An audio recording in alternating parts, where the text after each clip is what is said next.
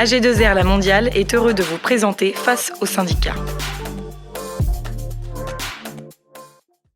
Bonjour à tous, bienvenue dans Face aux syndicats. On va aujourd'hui parler d'un groupement légendaire qui prône l'excellence française au service de la défense et de la sécurité. Le GICAT, le groupement des industries de défense et de sécurité terrestre et aéroterrestre. J'ai le plaisir de recevoir son délégué général adjoint aux questions de sécurité, Gérard Lacroix. Bonjour. Bonjour. Merci infiniment d'être sur le plateau d'Anews Sécurité. Pour rappel, le GICAT a été créé en 1978. Aujourd'hui, plus de 300 adhérents. Oui, exact. Petites et grandes entreprises, oui. Confondues, mais aussi des startups. Une cinquantaine, on verra ça tout à l'heure, une cinquantaine depuis 2017. Comment on devient un partenaire référence des groupements étrangers, des pays clients et des instances internationales? Alors, plusieurs questions. Plusieurs questions. D'abord, comment on devient un groupement? Bon, c'est un groupement professionnel comme il y en a d'autres dans différents domaines. Et puis, vous l'avez dit, petites et moyennes entreprises, ETI et grands groupes. En réalité, ce qu'il faut savoir, c'est que le GICAT est composé de 7% de grands groupes et puis environ le reste, 93%, ETI, PME et start-up. Ah, c'est important. Les grands groupes, c'est des noms bien connus de la défense et de la sécurité, c'est Thales, Airbus, Idemia, Atos, Orange, voilà. Et puis les autres, vous en avez d'autres, ETI et PME, dont les noms sont un peu moins connus, mais qui ont toutes ou tous un rôle extrêmement essentiel dans le domaine de la défense et de la sécurité. Parce qu'il faut savoir une chose, c'est que nos entreprises sont duales. Elles travaillent à la fois pour la défense et à la fois pour la sécurité. Ouais. Voilà. Sur les 300, c'est à peu près comme ça pour tout le monde. 300 entreprises, environ 10 milliards de chiffre d'affaires, ce qui est quand même pas neutre pour la balance commerciale du pays et de la production technologique et la vente. Et puis, la part sécurité, dans le total, c'est environ 15%. Voilà, 15%. Alors, justement, comment la France, comment la marque France, le bleu, blanc, rouge, pèse sur l'échiquier mondial de la défense et de la sécurité, parce que c'est le cas malgré des mastodontes tels que les USA, la Chine, la Russie. Alors ça, c'est nos principaux concurrents. Dans le domaine de la défense, vous le savez, la France est le 4e exportateur mondial et producteur d'armes, tout type d'armes confondues. Dans le domaine de la sécurité, nous avons des concurrents redoutables. Les Chinois, qui produisent en masse, mais ce n'est pas des produits de qualité. Ouais. Les Américains, les Israéliens, qui produisent des produits de grande qualité. Et puis, c'est à peu près tout, à dire vrai. Bon, quand on est sur les salons internationaux, on rencontre toujours les mêmes pays.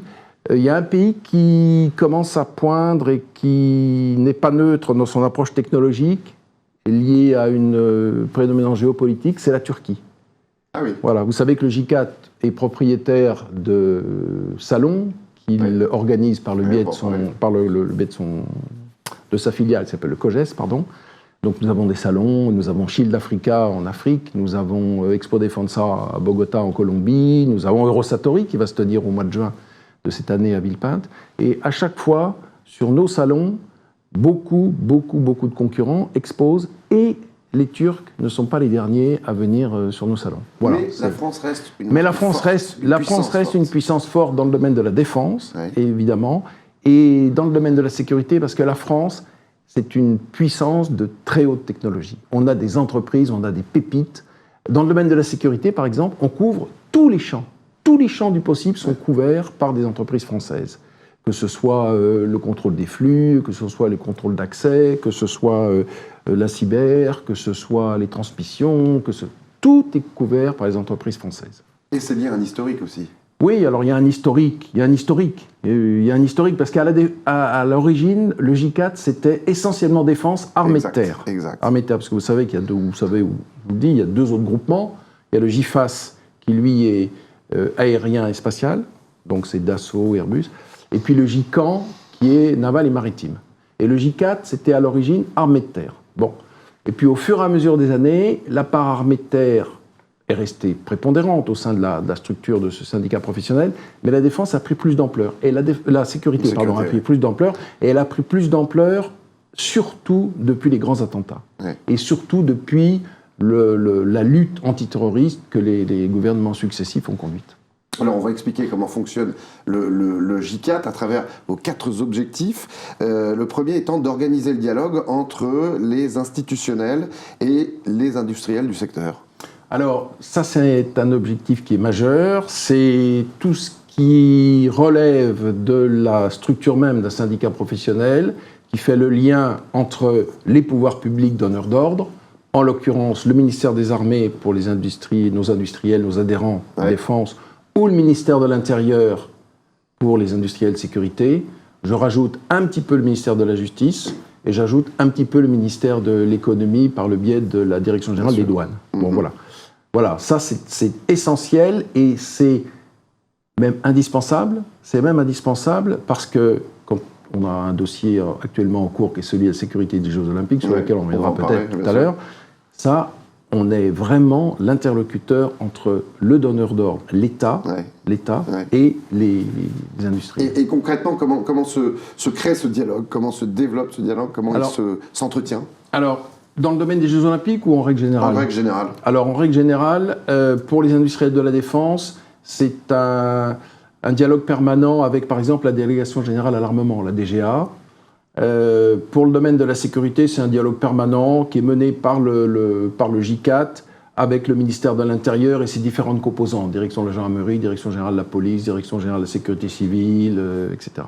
C'est un dialogue d'échange, de réunions, de contacts personnels, et puis d'activités montées en commun. Exemple, le 23 novembre de l'année dernière, on a organisé une journée avec la direction de la gendarmerie nationale pour mettre en relation directe, on appelle en B2B, l'officier de gendarmerie responsable d'un programme avec l'industriel ou les industriels qui sont intéressés pour participer à ce programme. Vous voyez ? Exemple, je sais pas moi, l'officier de marque hélicoptère pour la gendarmerie a pu rencontrer des cadres de chez Airbus, Thales et ainsi de suite. Voilà, directement. D'accord. Voilà. Le deuxième objectif du J4, c'est offrir des services à ses adhérents pour favoriser leur développement en France, mais également à l'international. Et là, comment vous fonctionnez? Alors, on est présent sur beaucoup de réseaux. Ouais. On a tous les jours une revue de presse. On donne à nos adhérents un maximum d'informations en lien avec d'autres partenaires. Exemple, le ministère de l'Économie. Exemple, une structure qui est bien connue chez les adhérents du J4 et ceux de la sécurité surtout, c'est Business France. Business France organise 2 jours consacrés à la sécurité à Stockholm, au mois d'avril.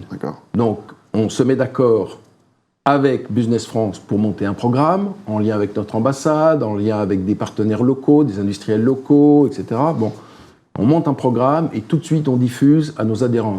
Vous êtes intéressé par le marché suédois et norvégien, voilà ce qu'on fait. On a fait la même chose pour Autriche et Slovénie, on a fait la même chose Slovaquie, récemment Slovaquie et République tchèque. Bon voilà, on a des liens comme ça. Et on arrive, parce que le J4 c'est 300 adhérents, 10 milliards de chiffre d'affaires, je vous l'ai dit, on arrive, c'est une force quand même, hein, c'est une force. Donc ça favorise les rencontres, les échanges. Et on arrive à porter une parole auprès des institutionnels. D'accord. Ce qui n'est pas neutre quand même. Et l'industrie de défense, elle a ses réseaux, et l'industrie de sécurité, ou nos industries de sécurité, ils ont aussi leur réseau. Et je voudrais rappeler qu'on utilise à bon escient les services de nos représentations diplomatiques à l'étranger, parce qu'au sein de nos structures consulaires, nous avons un officier supérieur attaché de défense, ça c'est le problème armée de terre, et nous avons un officier supérieur ou un commissaire divisionnaire, un officier supérieur de gendarmerie, ou un commissaire divisionnaire de police attaché de sécurité intérieure. D'accord. Et lui aussi, il fait le lien, c'est des relais, etc. Alors ça, c'est en lien également avec le troisième objectif, qui est de créer un environnement favorable aux échanges entre industriels, justement. Oui. Et puis le quatrième objectif, qui est de valoriser les savoir-faire et l'image de l'industrie du secteur. Donc là, c'est aussi développer des moyens dans ce sens. Oui, tout à fait. Comment est financé tout ça? Parce que c'est un coût. C'est par les adhésions? Exactement. C'est au prorata du chiffre d'affaires. Du chiffre d'affaires. Voilà. Il est évident que l'adhésion d'un groupe comme Thales n'est pas celle et pas l'adhésion de la petite start-up. Voilà. D'accord, on s'ajuste. Voilà. Alors, grâce à ça, eh bien, vos adhérents bénéficient de nombreux services, Oui. Un vaste accès à l'information Oui. via des séminaires. Oui, des séminaires, des Ouais. commissions. Des commissions. Nous avons des commissions de travail, nous avons une commission sécurité, nous avons une commission export, nous avons une commission PME, etc., etc. Donc là, il y a un industriel président de commission et un cadre du J4 comme facilitateur Ouais. qui suit. Et réunion une fois toutes les 7 semaines à peu près, 6-7 semaines. Nos adhérents viennent, ils passent la journée D'accord. et on leur délivre un maximum d'informations, confidentielles, moins confidentielles, etc., etc. Ça, c'est ce que vous appelez les journées de rencontre? Non, ça c'est les C'est encore commissions. différent. Ouais, les commissions. D'accord. Voilà. Alors on fait aussi des journées rencontres. On va en faire une, par exemple, le 9 mars, sur un nouveau thème qui nous est apparu important de porter à l'approche d'Eurosatori, qui est tout ce qui a trait à l'humanitaire et à la gestion de crise civile. Ah oui. On s'est aperçu lors des grandes crues dans l'arrière-pays niçois ou dans l'Aude, etc., que les pouvoirs publics étaient assez démunis, non pas dans le savoir-faire opérationnel, puisqu'ils ont tous des plans dans les préfectures, etc., mais dans les moyens à demander au privé pour aider. D'accord. Les tentes, les hôpitaux de campagne, les groupes électrogènes, les camions réfrigérés, les ceci, les cela. Voilà. Et on a réfléchi à ça, on s'est aperçu qu'on avait 70 adhérents Qui qui pouvaient répondre. pouvaient répondre immédiatement à une demande. Donc améliorer la réactivité. Exactement. Améliorer la réactivité au profit des populations sinistrées. A priori, en France d'abord, Ouais, bien mais sûr. exportable, bien Exportable. évidemment. Alors, on va monter, à l'occasion d'Eurosatori, entre le 10 et le 16 juin, une zone de démonstration centrée sur la gestion de crise civile. On va installer un hôpital de campagne, on va installer un poste de triage, on va installer une production d'électricité, on va installer une production d'eau, on va installer, etc., etc. Tout ce que nos industriels, adhérents du J4, sont capables de faire dans ce domaine. D'accord, ça c'est extrêmement... Donc ça fait un troisième, c'est complémentaire. Bon, ça rentre dans la sécurité, bien évidemment, mais c'est un petit peu en marge du schéma traditionnel qu'on a de la sécurité. Alors, autre service proposé à vos adhérents, c'est extrêmement important, c'est le soutien à l'export pour faciliter également les ventes. Oui. Là, il y a plusieurs axes pour Oui. justement les soutenir dans leur vente à l'export. Oui, alors ça c'est important parce que l'industrie de sécurité est une industrie qui est très exportatrice. Oui. Le marché national est ce qu'il est. Je veux dire, il n'est pas extensible, mais il faut exporter. Alors il y a plusieurs champs. D'abord, l'Europe. J'ai cité tout à l'heure dans les journées européennes organisées avec nos partenaires de Business France, j'ai cité tous les voyages qu'on a déjà montés ou ceux qu'on va réaliser. On s'est aperçu qu'il faut que nos industriels regagnent des parts de marché en Europe. Ouais. Bon, l'Europe n'est pas un territoire exempt de crise. L'Ukraine, c'est quand même pas loin de chez nous, etc. Bon, bref, donc il y a à faire en Europe. Il y a un deuxième champ où nos industriels sont assez présents, ça reste l'Afrique occidentale, d'où le salon que nous tenons tous les 2 ans à Abidjan. C'est ça. Voilà. Il y a un troisième champ, c'est l'Amérique latine. Là, il y a une forte présence américaine, bien évidemment, mais nous avons aussi des intérêts à faire valoir, d'où le salon que nous organisons une fois tous les 2 ans à Bogota, en Colombie. Nous avons avec la Colombie des rapports très, très forts. Très forts. Je rappelle que la Colombie est un État associé à l'OTAN. Oui. Associé à l'OTAN, ce qui est quand même... voilà, la Colombie, c'est à 11 000 km d'ici. Voilà. Donc la Colombie, c'est le salon qui est l'Amérique centrale et l'Amérique latine. C'est très important pour nos industriels. Et il y a un quatrième champ, c'est pas dans un ordre de... Je les cite, mais c'est pas dans un ordre de classement. C'est tout ce qui est Moyen-Orient, parce qu'évidemment, monarchie du Golfe et tout, là, nous avons des intérêts économiques très forts. Et l'industrie de sécurité est très présente au Qatar, effet Coupe du Monde de foot, très présente en Arabie Saoudite et aux Émirats Arabes Unis. Voilà, ça c'est des marchés très forts. Il y a une zone où on n'est pas encore très, j'allais dire, organisé, structurellement organisé en tant que J4, etc., c'est l'Asie. Voilà. Et là, l'Asie, c'est la rivalité entre la Chine et les États-Unis. le Japon, enfin, l'Asie, c'est un gros plus compliqué. Ouais, très compliqué. Très compliqué. Donc, on a des veilles d'appels d'offres nationaux ou internationaux, on a des études pays en amont des salons, des études de marché, tout ça est proposé avec des veilles technologiques sur les salons. Et justement, c'est aussi de faciliter la présence des entreprises. Vous le disiez tout à l'heure, il y a beaucoup de TI, de PME et maintenant de start-up, on va en parler d'ici quelques instants. Et donc, c'est leur proposer d'être présents sur ces salons, de mettre en avant le savoir-faire. Voilà. Alors on les aide, je veux dire, on les aide matériellement, on les aide financièrement, on prend en charge certains frais, même sur les salons français d'ailleurs, même sur Milipol, sur l'emplacement J4, on a toujours 2 ou 3 emplacements réservés à des start-up, enfin voilà, donc il y a toujours un maximum d'aide, que ce soit la documentation sur le pays d'accueil, vous l'avez dit, une présentation du pays d'accueil, enfin tout ça est bien structuré et indispensable. Alors on ne peut pas faire la démarche commerciale à leur place, c'est évident. Bien sûr. Mais on peut leur offrir, et on le fait, un maximum de bonnes conditions pour qu'eux n'aient qu'à se concentrer sur la démarche commerciale en fonction du salon auquel ils participent. Vous intervenez sur l'organisationnel. Voilà.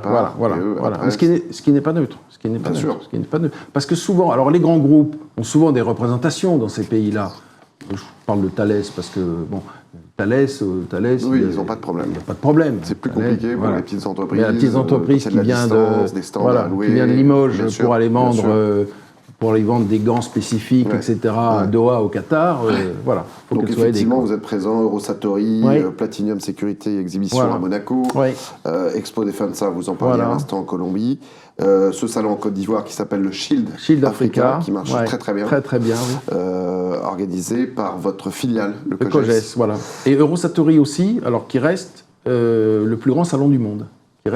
Salon du monde, où la part sécurité est de plus en plus importante dans les démonstrations, dans les exposants et dans les thématiques abordées. Et pour la première fois cette année, comme je l'expliquais tout à l'heure, il y aura cette dominante gestion de crise.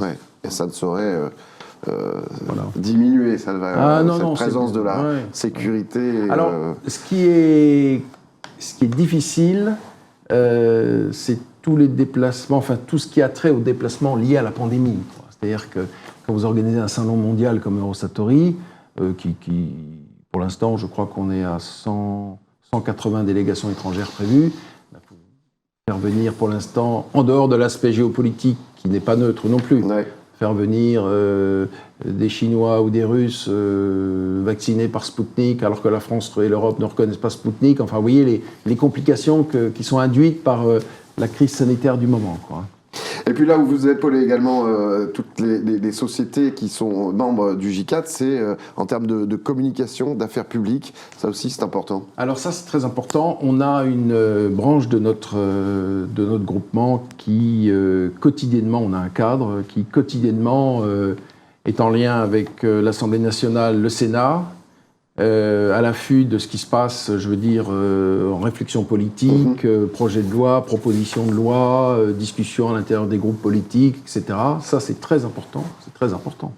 Alors, c'est très important dans le quotidien des Français, mais c'est très important aussi pour nos entreprises, parce que est-ce qu'elles ont le droit d'expérimenter telle chose ici en France? Est-ce qu'elles auront le droit est-ce que la loi autorisera qu'elles le développent? Ça, c'est une problématique, par exemple, à laquelle on était confronté dans le cadre du dossier Jeux Olympiques. Tout ce qui est reconnaissance faciale, identité numérique, enfin avec l'action de la CNIL, avec l'action à entreprendre auprès de certains parlementaires. Enfin bon, il y a une...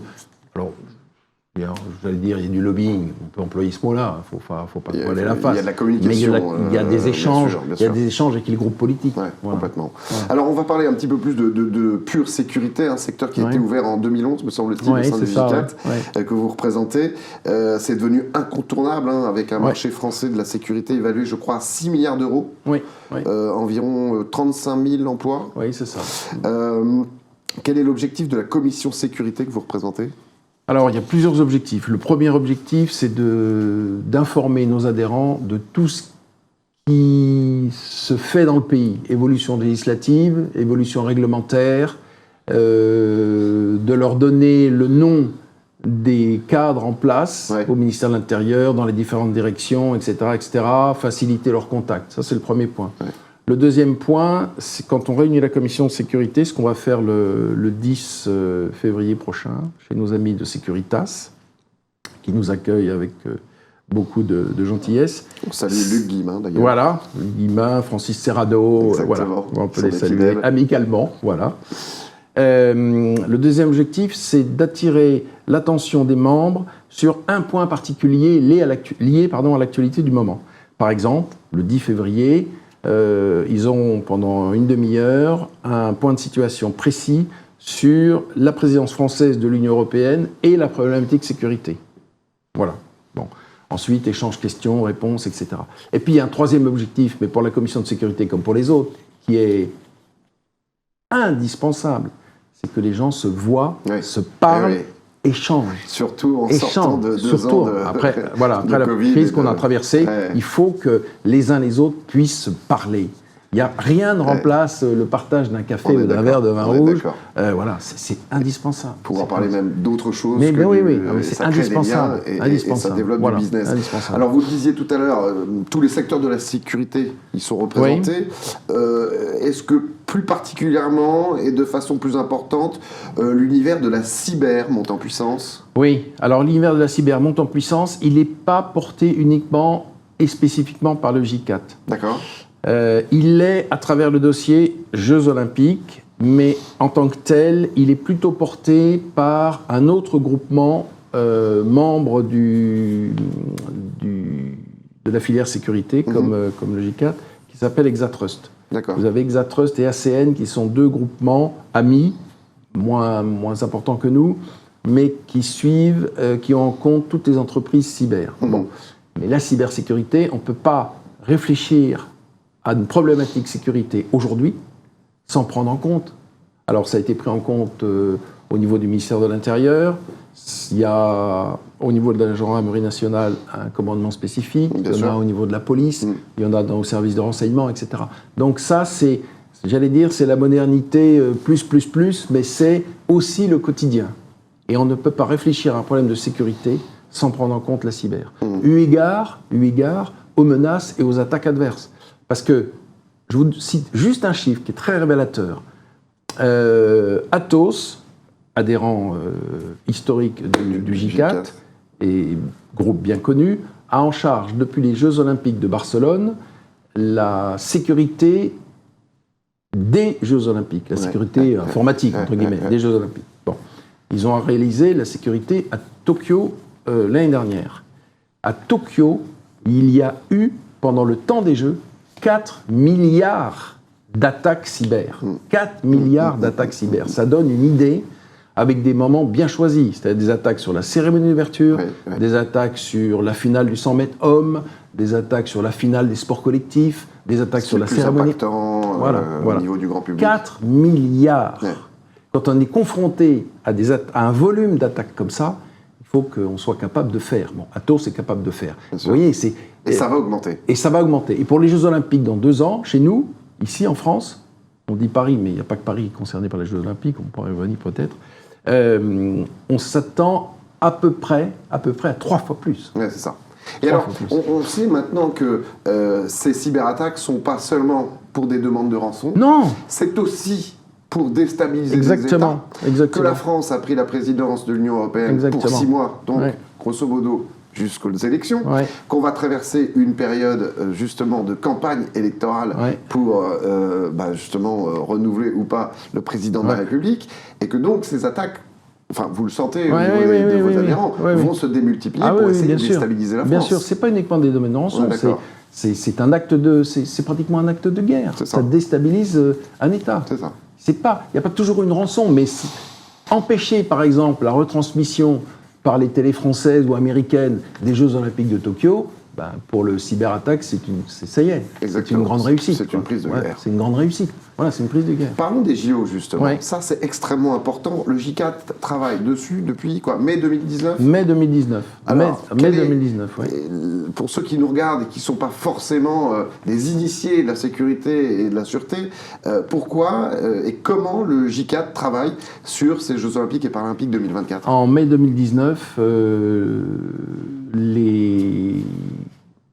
le le J4 dans sa globalité, mais surtout ceux qui font profession de sécurité, ont pris en compte le fait qu'il fallait à peu près 5 ans pour parvenir à des solutions technologiques, opérationnelles, à mettre en œuvre à partir de juillet 2024. Donc en mai 2019, les 5 grands adhérents du J4, Atos, Airbus, Orange, Idemia et Thales, j'oublie Thales, en plus Thales c'est la société du président du J4, Marc Darmon, alors si j'oublie Thales, ça ne peut pas le faire, ont co-signé une lettre adressée au président de la République en lui disant « Monsieur le Président, nous mettons toutes nos ressources à disposition de l'État pour vous aider à produire des solutions technologiques de très haut niveau pour que vous puissiez réaliser, que la France réalise des jeux nickel, sécure. » Ça, c'était le premier objectif avoué.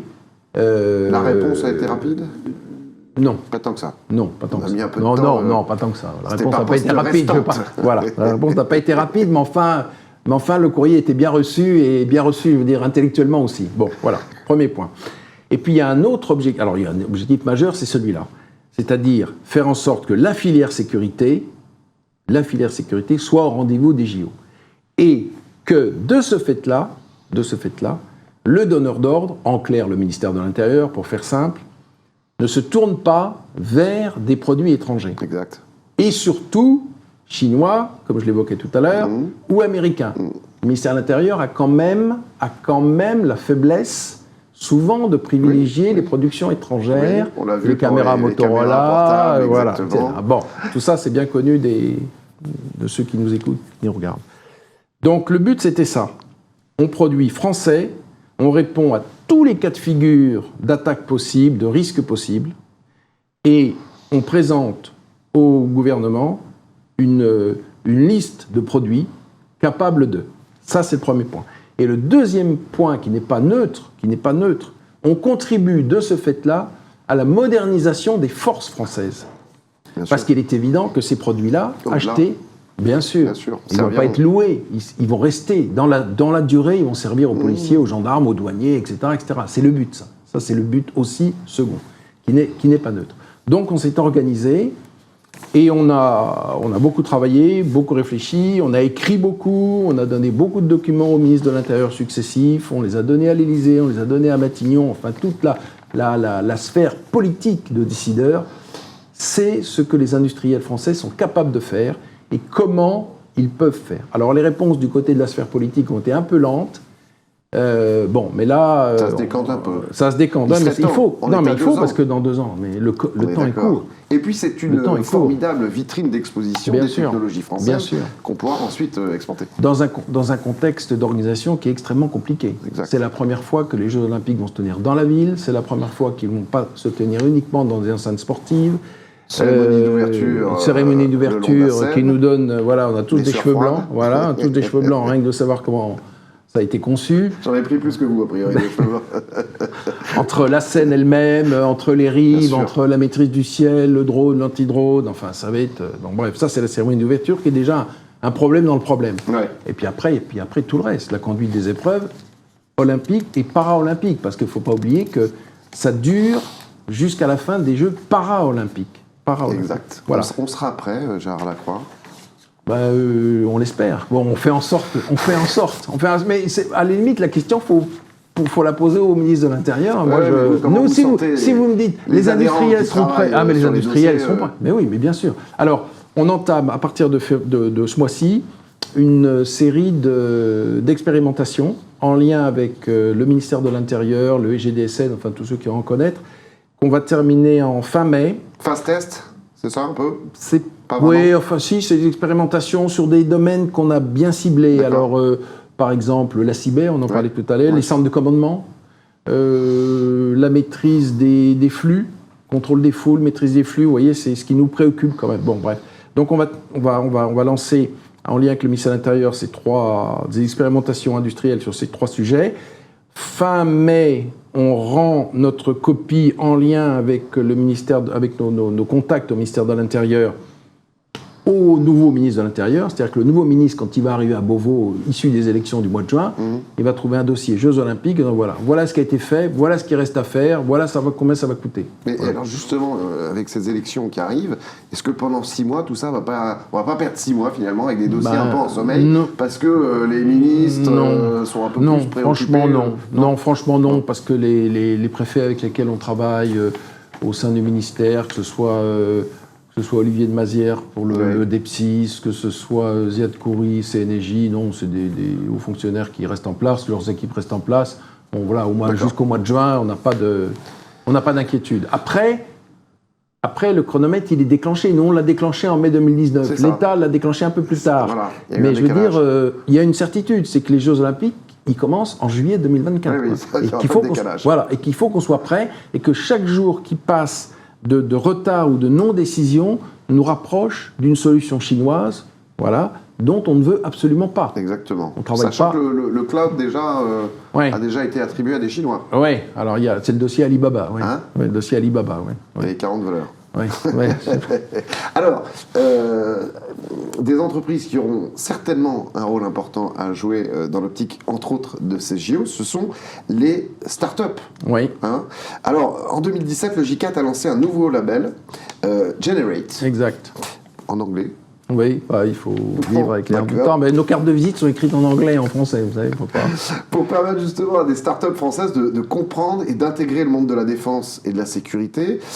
Combien de startups avez-vous dans votre giron actuellement? 65. Ah oui, bon, j'étais resté à 51. Non, donc depuis, 65. Ouais, c'est un process de maturation ou de maturité qui marche très très bien. Il y a du talent. Il y a énormément de talent. En France, mais la France est un pays de grands talents. Alors, donc il faut les couver, il faut les garder. Exactement. Qu'elles ne se vendent pas. Voilà. Alors le problème, il est là. Alors, quand elles sont arrimées à des grands groupes, j'ai cité les 5 grands groupes tout à l'heure, en principe, pour réaliser un produit commun, j'ai un exemple très précis en tête que je vais citer parce que c'est très symptomatique de la réussite française, c'est Crosscall. Crosscall, c'est une PME qui est installée à Aix-en-Provence, qui, avec Orange et Thales, a réalisé, le téléphone du futur, dont nos policiers et nos gendarmes sont en train d'être équipés en ce moment. C'est un téléphone totalement sécurisé, dans lequel, ou grâce auquel, le policier et le gendarme a accès à tous les fichiers, fichiers des personnes recherchées, fichiers des immatriculations, des empreintes génétiques, etc. C'est un téléphone qui est incassable, c'est un téléphone qui fonctionne dans l'eau, dans le sable, partout. Voilà, c'est une très belle réussite industrielle, co-construite, si j'ose dire, portée par une boîte à Aix-en-Provence, avec l'aide des 2 groupes que je viens de... Et ça marche tellement bien. Alors, la BRI, par exemple, la Brigade de recherche d'intervention de la préfecture de police à Paris, est équipée de Crosscall, par exemple. Bon, qu'on est en train d'aider, de faire en sorte, et d'aider Crosscall à vendre ce dispositif à Dubaï. Parce que la police de Dubaï est très intéressée. Et a plus de sable que nous.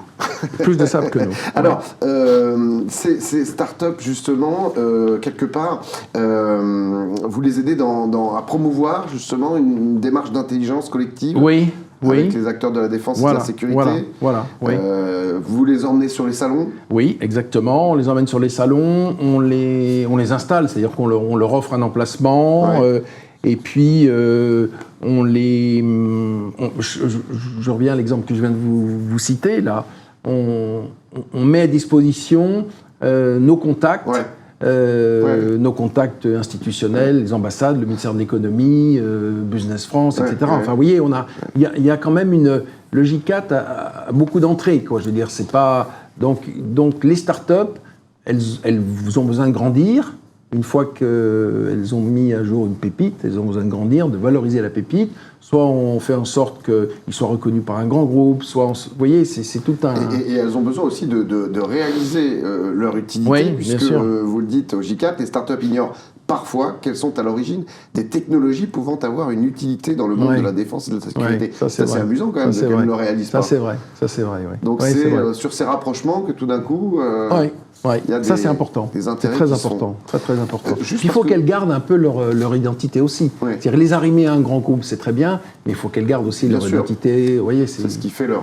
il y a un équilibre subtil, mais c'est ce qui fait aussi leur force. Ouais, quoi. exactement. Ouais. Alors pour terminer, on parlait tout à l'heure d'Alibaba pour le cloud, et en 2018, le Git4 s'est distingué en impulsant un cluster Data Intelligence afin d'offrir à la France une solution souveraine dans le traitement massif des données. Ça, c'est un sujet qui nous est cher, c'est la souveraineté numérique. Ouais. Est-ce qu'on peut, entre autres, grâce à ce cluster, espérer récupérer cette souveraineté? On y croit? Oui, nous on y croit. Ben, la souveraineté, elle est nationale, je veux dire, Ouais. elle est numérique, Ouais. mais elle est nationale. Quand, je reviens à l'exemple des Jeux Olympiques, qui est très significatif. Quand on dit fournir au gouvernement des moyens technologiques français, c'est aussi répondre à ça, c'est-à-dire illustrer la souveraineté nationale. Ouais. Alors nous, pour ce que vous évoquez là, dans le cloud, cadre de ouais. ce cluster-là, Ouais. bien sûr, on y croit. La concurrence est rude, on y croit. On a plusieurs interlocuteurs au niveau de la sphère politique. On a le secrétariat d'État au numérique, on a le ministère de l'économie, on a le ministère de l'industrie. Ouais. Bon, voilà. Ouais. On a des liens très forts, très présents et très forts avec nos services de renseignement, bien évidemment, parce que il y a toute une doctrine à faire vivre dans la lutte contre les ingérences adverses, etc. Donc ça, on y croit. Ça concerne tout le monde, pas Mais seulement tout les le monde, entreprises, tout le le grand monde, public tout le aussi, monde, tout on le est monde, d'accord. tout le monde. Mais le grand public, ça rend Ça rend pas peut-être moins forcément compte. compte, bien sûr. Voilà, moins Bien sûr. con. Est-ce que on est capable, je crois que la Russie a réussi à garder sa souveraineté numérique quelque part, Oui, en oui. développant des réseaux sociaux, Oui, en développant oui, oui. des moteurs de recherche. Oui. Est-ce que dans les années, d'ici les Mais JO... c'est peut-être- c'est on est capable l'ambition de- qu'avait affiché le président de la République il y a quelques mois, quand il avait décidé, dans le cadre du plan de relance, de doter ce secteur de, je sais plus, c'était 1 milliard d'euros. Ouais. C'est l'ambition qu'on affiche en nouant des partenariats en France entre plusieurs groupes, même si ce n'est pas des adhérents du J4. Mhm. Enfin, il y a un sursaut national. Il y a un sursaut national. Donc Il y a on y une prise croit. en compte. Oui, nous, on y croit. Il y a une prise en compte nationale et un sursaut national. Une prise en compte de nos industriels. Parce que jusqu'à maintenant, Ouais. par exemple, en termes de moteurs de recherche, si on pense à Quant, c'est Ouais. pour le moment pas une Ouais. grande réussite, Bah oui, bah oui. hélas. Ouais. Manque de financement, Ouais, manque de moyens. Peut-être, oui. Peut-être, oui. Merci beaucoup Gérard Lacroix Merci à vous. d'être venu sur le plateau d'Agnew Sécurité. Si vous voulez en savoir plus sur le J4, eh bien c'est sur l'adresse qui s'affiche sur votre écran, www.j4.com. Merci beaucoup à la Dream Team Agora pour la préparation de cette émission et la réalisation de Benjamin Souhaité. On se retrouve très rapidement. En attendant, prenez soin de vous. Ciao. AG2R La Mondiale a été heureux de vous présenter Face aux syndicats.